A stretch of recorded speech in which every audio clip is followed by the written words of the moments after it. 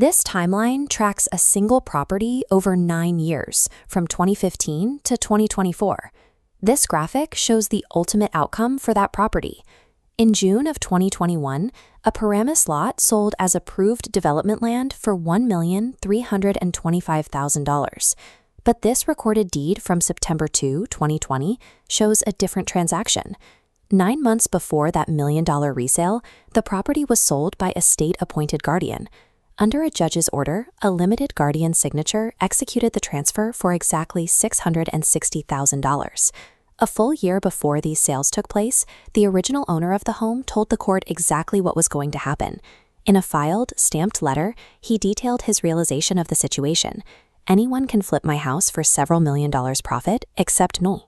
The record shows this letter was officially received on November 1, 2019, before any brokers were hired, before any contracts were drafted, and before both sales were finalized.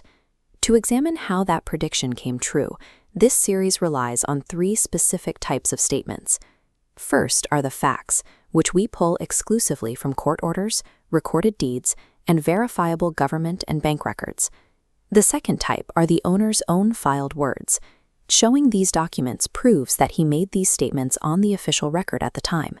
It does not inherently prove that the claims were true, but he made sure those statements were seen. His official filings establish a paper trail that reached all the way to the United States Solicitor General. The third type of statement you'll see are questions. When the record lacks an answer to a discrepancy, we label it an open question. This documentary asserts no crimes by anyone involved. We are presenting the file-stamped reality of what occurred and leaving the reading to you. This graphic tracks how the crisis began. It started with a standard property tax issue, a municipal certificate issued in 2015 for delinquent 2014 taxes. The borough of Paramus sold that tax certificate to a private entity, which eventually filed for foreclosure in early 2018. This court decision from January 2020 details the background. By late 2019, the total amount required to redeem the tax certificate and save the property was roughly $75,900. During this period, a jury evaluated the owner and determined he was impaired, requiring the appointment of a limited guardian for his estate. While he faced losing the home over a $75,000 tax debt, the property itself was owned outright, with zero mortgage attached.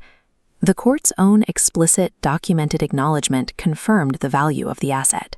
The judge wrote that the property, unencumbered by any mortgage, had a value far in excess of the amount of the tax sale. A relatively small municipal debt was being used to force the transfer of an unencumbered 7-figure corner lot. This record refutes any assumption that the property was lost because the owner failed to engage with the system. He began fighting in court the very month after the foreclosure process started in March 2018 and never ceased his filings. Yet this official cover page confirms the final outcome. The deed was recorded, sealing the legal transfer of his home away from his ownership. Across years of filings, the dispute was never about whether the $75,000 in taxes were owed. It was a battle over the gap between a 5-figure lien and the 7-figure value of the lot, and who would capture it. It brings the narrative back to the owner's own prophetic realization. Anyone can flip my house for several $1 million profit, except me. The official record fails to answer the exact nuances of the sale price, the identity of the buyers, the net profits, or the role of counsel. The debt was 5 figures. The equity was 7. Watch who took control of it. Welcome to Act 2 of 7. This is The Bridge, Segment 1. Watch how a tax case leads to control of a person's property.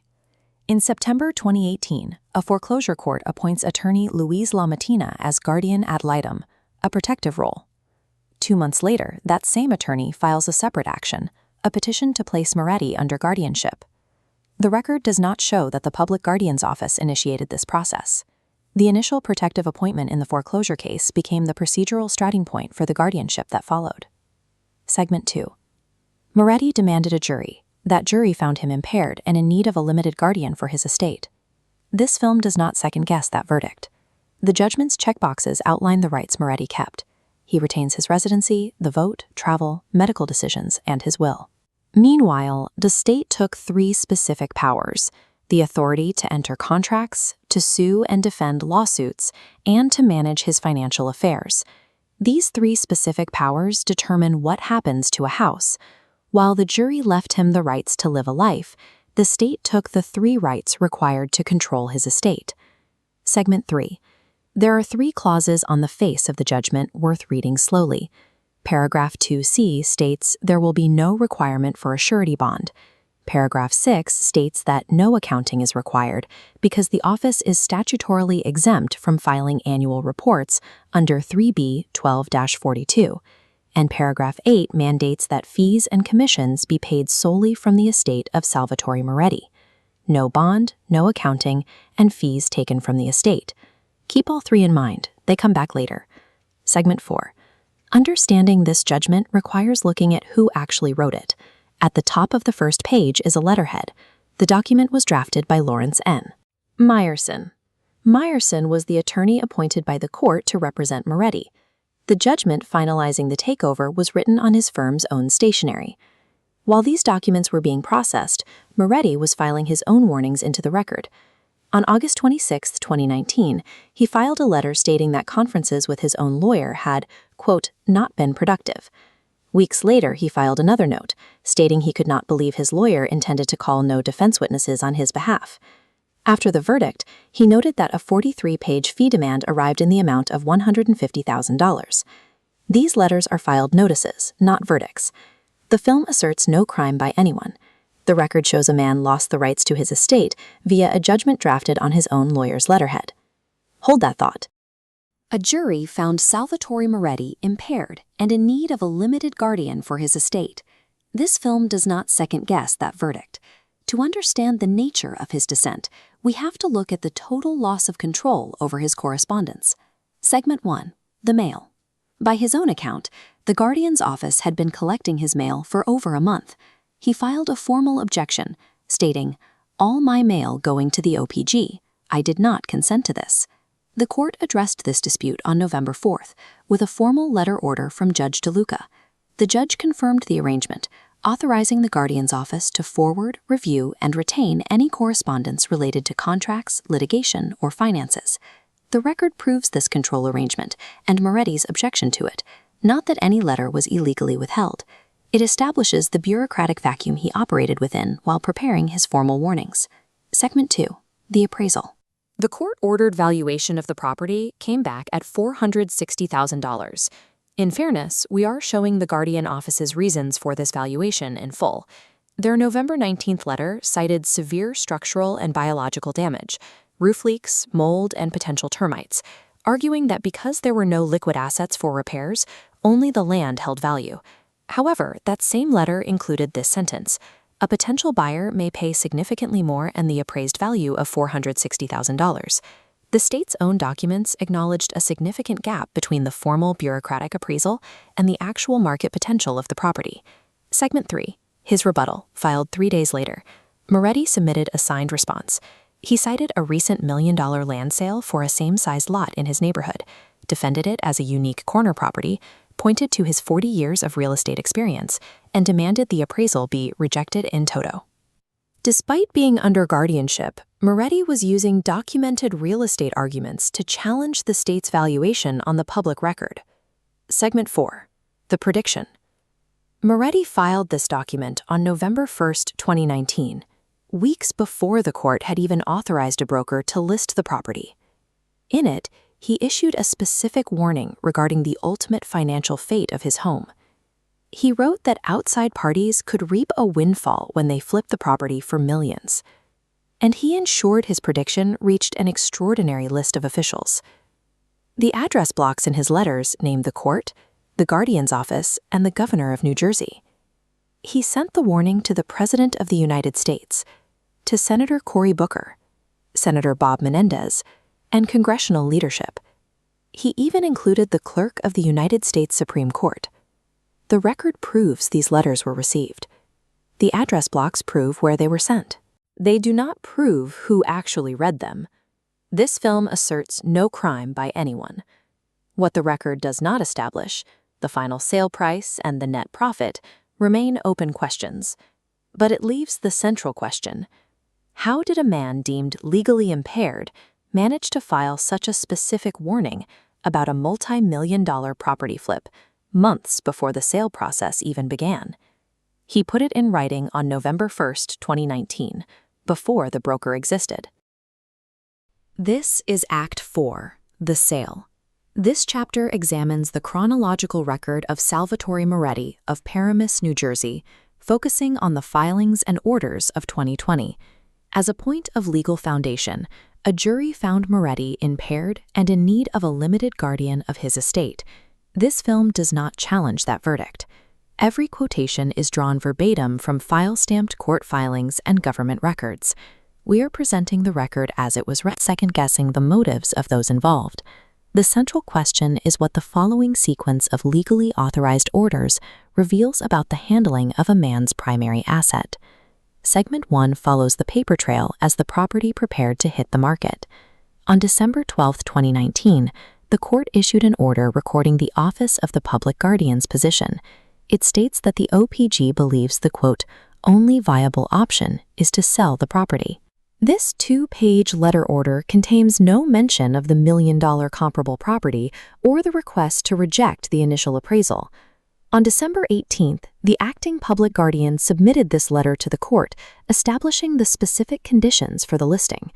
The document recommends a list price of $525,000 and notes that there cannot be any interior showings of the property. The legal record establishes a listing that required a sight unseen transaction at a price set nearly $500,000 below the previously identified comparable. Segment 2 moves to April 14, 2020, the date the final sale order was filed. This order, prepared by the court, overruled all objections and authorized a sale of the property for $660,000.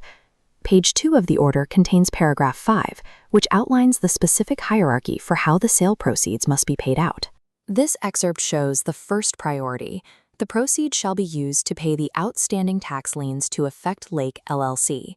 The second priority is the payment of outstanding legal fees awarded by the court to counsel 3 months earlier. Only after these payments were satisfied was the remaining equity split. The largest component was a judgment for $67,436.65 for Moretti's own court-appointed counsel's firm, filed statewide on January 10th. In August, the court issued another order regarding the residency of the house. The text requires Moretti to, quote, permanently vacate the property no later than 90 days after the sale. For his final 3 months in the home, he was charged up to $2,500 a month under a use and occupancy agreement.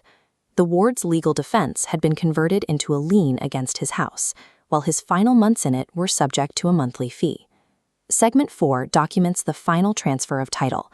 The recorded deed is dated September 2, 2020, documenting the transfer of ownership for $660,000. This snippet shows the deed was prepared by the public guardian's own counsel and submitted for recording by the buyer. Exactly 22 days after the closing, the counsel firm's $67,000 judgment was marked satisfied in the state record. The available record does not identify which account paid the firm, only the timing of the satisfaction. Following the closing, the foreclosure action was dismissed as, quote, amicably adjusted. The record shows that once the property was liquidated, the institutional judgments were satisfied while the homeowner was vacated from the premises. As a final detail of the process, the deed was not recorded in the county book until 147 days after the signing. From the initial tax certificate to the estate's liquidation, this timeline represents the cumulative work of the legal record. The debt is paid, the fees are docketed, the house is gone. Watch what it becomes. A jury found Salvatore Moretti impaired and in need of a limited guardian for his estate. This film does not second-guess that verdict. But despite that legal finding of incapacitation, Moretti managed to document a highly specific written prediction about what the system would do to his property. In November 2019, he put it on the record. He warned the court that the state would sell and, quote, flip my house for several $1 million profit, except me. The purpose here is not to litigate his mental state. We are simply taking his written prophecy and cross-examining it against the specific dates and figures of the public record that followed. Segment 1. The relisting. In June 2021, 4.5 months after the deed was recorded, the parcel returned to market as development land. Listed as cleared and approved for a 10,000 square foot house, the new asking price was $1.399 million. In less than half a year, the parcel was legally and structurally positioned to become the exact high-yield asset the court had been warned about. Segment 2. The math of the resale. The transaction closed in October 2021. The final recorded closing price was $1,325,000. This resale occurred exactly 261 days after the initial deed was recorded. That is a 100.8% increase in value, a gross jump of $665,000. That figure stands over $300,000 higher than the $1 million comparable estimate Moretti himself had desperately tried to put before the court prior to the initial sale. The sheer velocity and scale of this profit margin transcend normal market fluctuations. It is the precise mechanical execution of his worst-case scenario. Segment 3. The mechanism.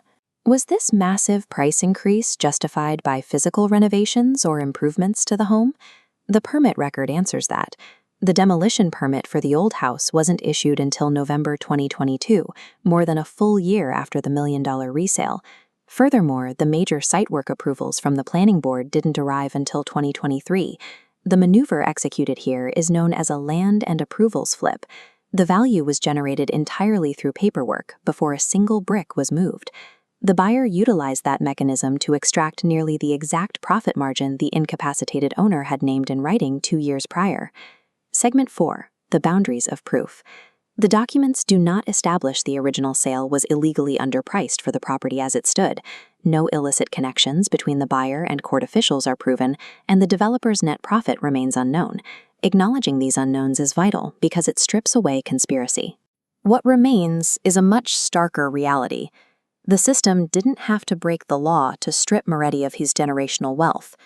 The system functioned exactly as designed. The owner called the outcome in advance, in writing, to the very people deciding his fate, and the outcome arrived anyway. Despite the absolute clarity of his warning, the transaction proceeded with mechanical efficiency. The official paper trail serves one final purpose. It grades the accuracy of an incapacitated man's warning. Then the record goes quiet. A jury found Salvatore Moretti impaired and placed his estate under the protection of a limited guardian. That legal intervention typically guarantees one thing: a clear, publicly accountable financial ledger. This record establishes Segment 1 of our audit. We are tracking the money from a baseline of $330,000, Salvatore's specific share, not the $660,000 total sale price of the property. This seller's residency certification, filed with the deed, certifies his ownership at exactly 50%. This sets his starting asset balance at $330,000 before any liens or fees. A matching state form filed for his brother Emil also certifies a 50% ownership and a corresponding $330,000 share, mathematically closing the loop on the sale total. But there was a legal condition attached to Emil's half.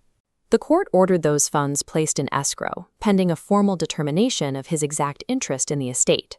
Despite that mandate, no located public record shows that determination was ever officially made. The starting ledger begins with an unresolved ambiguity. Segment 2 tracks the active depletion of the estate. This document notes that the bank records begin exactly 16 months after the property closing, leaving a massive chronological blackout. This inventory logs 24 checks totaling $118,505. The ledger shows what this bought: a room at Brightside Manor at $4,500 a month and an $8,905 disbursement to a prepaid funeral trust. These checks represent genuine, documented care, yet they account for only a fraction of the initial $330,000 share, and they only begin after a completely undocumented 16-month void. Segment 3 marks a definitive shift in the ledger. The recurring checks to the care facility abruptly stop, and the payees change entirely. We see this shift begin with a $175 check made payable to the Bergen County surrogate for a filing fee. That is followed by a check for $1,651.01, an audit fee paid directly to the surrogate. That specific fee proves that a formal accounting of this guardianship was filed and audited by the court. Yet the accounting document itself has not been located in any file we hold. Jumping forward to February 2024, this record shows a disbursement for $53,086.22, payable to the estate of Salvatore Moretti. The endorsement on the back of the check confirms it was received and signed by his brother, Emil, acting as administrator. The active ledger then closes with this final check for exactly $2.99, issued 41 months after the property sale. Together, these documents show the total exhaustion of a protected six-figure estate on paper, cementing a mathematical gap between the certified starting balance and the final distribution. Segment 4 asks the central forensic question of this audit. Can the gap between the stated starting share and the final estate check be computed responsibly? Based on the available evidence, it cannot. This individual check proves that the state formally audited the guardianship ledger, and this inventory logs the exact dates those surrogatees were paid. Between those numbers sit authorized deductions, care received, and critical records that remain unlocated: the final accounting, the judgment settling it, the closing statements, and the escrow rulings. Because those documents are missing, no conclusion of misappropriation can be drawn from an incomplete check inventory alone. The correct finding here is narrower and strictly factual. A material reconciliation remains open. The state's protection ended in a ledger no one can produce. We've examined the timeline, the property sale, and the missing ledger. That brings us to the final piece of Salvatore Moretti's file, his legal defense. Segment 1. To be completely clear at the outset, a jury reviewed the evidence, found Salvatore Moretti impaired, and determined he needed a limited guardian of his estate. This film does not second-guess that verdict, and we are asserting no crimes by anyone involved. The court appointed an attorney to defend him in that trial, Lawrence Meyerson. Look closely at this September 2019 judgment. Meyerson is explicitly designated as the court-appointed attorney for Salvatore Moretti. He is not the guardian's lawyer in this matter. On paper, the system worked exactly as designed, providing an advocate to protect a vulnerable person's rights. But the documents Moretti himself typed and filed during the proceedings tell a different story. As his case moved forward, Moretti began submitting his own letters to the court, creating a real-time record of how he viewed his defense. In August 2019, he alerted the court to early friction, writing that his conferences with his defense and the guardian ad litem had, quote, not been productive. By October, his alarm escalated. He filed this letter stating, I could not believe that Mr. Meyerson intended no defense witnesses on my behalf. Weeks later, after the jury delivered its verdict and the public guardian was ordered to take control of his estate, Moretti sent this final assessment. He wrote that at the September trial he, quote, was not represented by independent counsel. These are the client's own claims. No court adopted these statements as legal findings, but they prove that Moretti put his profound objections into the official record, long before the system billed him for the service. Segment 2. This is the New Jersey court's statewide judgment record for Salvatore Moretti. It shows exactly what that defense cost him. The court entered a judgment against him for $67,436.65. The status marks it satisfied just 22 days after the forced sale of his home closed. New Jersey rules allow appointed counsel to be paid from the estate, but they require strict documentation, a sworn certification of services, a breakdown of the reasonableness factors, disclosure of any prior payments, and specific findings by the judge. The trial judge explicitly ordered it here, mandating that counsel submit certifications of services no later than September 27, 2019, before the court would rule on fees. We hold the public files for this case. Every single one of those justifying documents, the application, the time records, the judge's findings for the specific $67,000 fee, is missing. The debt is securely docketed and paid. The paperwork required to justify it cannot be located anywhere in the public record. Segment 3. To understand how this system operates, we must examine the pattern around this law office across other public guardianship files. We found the exact same attorney acting at the intake stage, representing Adult Protective Services petitioners in the Sells, Suggs, and Milligan cases. Every one of those matters ended with the public guardian being appointed to take control. At the same time, we found the firm acting on the defense side, appointed to represent the alleged incapacitated person in the Pierce and Denbaum matters. Both cases also ended with the public guardian appointed, and the legal fees paid directly from the ward's estates. The firm's presence spans the entire ecosystem. A lawyer from the firm appears during the accounting stage of another guardianship. The attorney is listed as a 2018 contributor to the state's Elder Abuse Task Force, and in 2020, the firm's own biography announced they hired a former New Jersey public guardian for elderly adults. When the same firm consistently participates in incapacity intake, defense counsel, and guardianship accounting, it raises a serious question about the structural independence of the defense provided to a ward like Moretti. Segment 4. So here is the question we are left with. What disclosures, screening, and independence safeguards were actually implemented in this specific case? The public record we hold does not answer that question. None of this establishes that his lawyer served the other side or broke any rules, but we know how the timeline ended. Moretti's warnings are stamped into the file, but they did not alter the recorded course. The reverse mortgage stayed rejected. The forced sale closed for $660,000, and the buyer resold the parcel as approved land for roughly twice the price. 5 basic documents: the fee application, time records, judicial findings, disclosures, and closing statements would resolve all of this. Because they are missing, Salvatore Moretti's ignored complaints stand as the final record of his defense. If those 5 documents exist somewhere in the system, they need to be produced. We have tracked the warnings, the court-ordered sale, the flip, and the ledger no one can locate. The record contains the complaint. Produce the answer. The burden of proof no longer belongs to Salvatore Moretti. It belongs to the state.